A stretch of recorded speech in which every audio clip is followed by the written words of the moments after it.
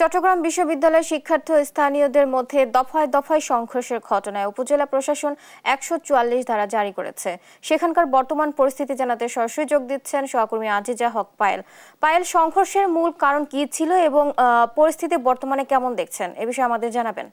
যেমনটি শুনছিলাম আমরা এতক্ষণ চট্টগ্রামে গত পরশু রাতে যে ঘটনা ঘটেছিল, একটি নারীকে কেন্দ্র করে রাতের ১১টা সাড়ে ১১টার দিকে বাসায় প্রবেশের ঘটনাকে কেন্দ্র করে যে দারোয়ানের সাথে যে বাকবিতণ্ডা সৃষ্টি হয়েছিল, সেই ঘটনায় আসলে স্থানীয়দের সাথে চট্টগ্রাম বিশ্ববিদ্যালয়ের শিক্ষার্থীদের দফায় দফায় যে সংঘর্ষ হয়েছে, সেই সংঘর্ষের যখন ভয়ঙ্কর রূপ নেয় তখন চট্টগ্রাম বিশ্ববিদ্যালয়ের আশপাশ এরিয়ায় ১৪৪ ধারা জারি করা হয়েছে।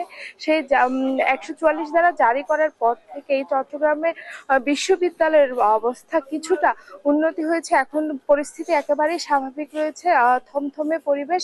আপনারা দেখতে পাচ্ছেন, মূল ফটকেই আছি আমি চট্টগ্রাম বিশ্ববিদ্যালয়ে। এখানে আমরা দেখতে পাচ্ছি আইন শৃঙ্খলা বাহিনী টহল দিচ্ছে, তবে এখানে খুব নিরাপত্তা রাখা হয়েছে। এখানে ৫ জনের বেশি একসাথে সমাবেশ করতে দেখা যাচ্ছে না। একসাথে বসে অথবা আড্ডা দেওয়া এই ধরনের সকল কিছুই বন্ধ রয়েছে।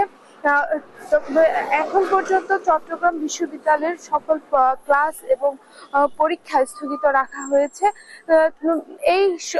এই ১৪৪ ধারা জারি আজ রাত ১২টা পর্যন্ত থাকবে। তবে পরবর্তী এখনো কোনো নির্দেশনা আসেনি এই ১৪৪ ধারা জারি কি থাকবে না পরিবর্তন প্রত্যাহার করা হবে না বলবৎ থাকবে, এই বিষয়গুলো এখনো এখনো প্রশাসন থেকে জানানো হয়নি। তবে এখনো পর্যন্ত চট্টগ্রাম বিশ্ববিদ্যালয়ের যে পরিবেশ আমরা দেখতে পাচ্ছি, এই পরিবেশ এখন একেবারেই থমথমে পরিবেশ দেখা যাচ্ছে। তবে আমরা যেই ঘটনা কালকে ঘটেছে, এই ঘটনায় চট্টগ্রাম বিশ্ববিদ্যালয়ের প্রভিসি থেকে শুরু করে প্রক্টর সকলেই আহত হয়েছেন। আমরা জানি চট্টগ্রাম বিশ্ববিদ্যালয়ে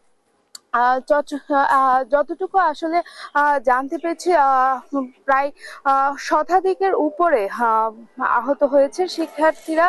চট্টগ্রাম মেডিকেল কলেজ হাসপাতালে চিকিৎসাধীন রয়েছে ৫০ থেকে ৬০ জন। তবে এখানকার যে মেডিকেল সেন্টার রয়েছে চট্টগ্রাম বিশ্ববিদ্যালয়ের মেডিকেল সেন্টার, এই মেডিকেল সেন্টারে অনেকেই চিকিৎসা নিয়েছেন। তবে এখন গুরুতর অবস্থায় আছেন ২ জন, এটি আমরা সর্বশেষ জানতে পেরেছি চট্টগ্রাম মেডিকেল কলেজ হাসপাতালে।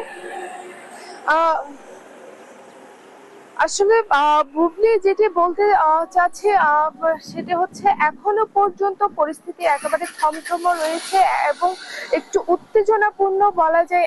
কারণ এখনো পর্যন্ত সেনাবাহিনী টহল দিচ্ছে, একেবারে আইন শৃঙ্খলা বাহিনী এখানে চেকিং ছাড়া ভেতরে কাউকে প্রবেশ করতে দিচ্ছে না। সকল ধরনের পরীক্ষা স্থগিত রয়েছে। তবে এখনো পর্যন্ত পরবর্তী নির্দেশনা আসার আগ পর্যন্ত জানা যাচ্ছে না এই ১৪৪ ধারা আসলে কতক্ষণ জারি থাকবে, আরো বাড়ানো হবে কিনা।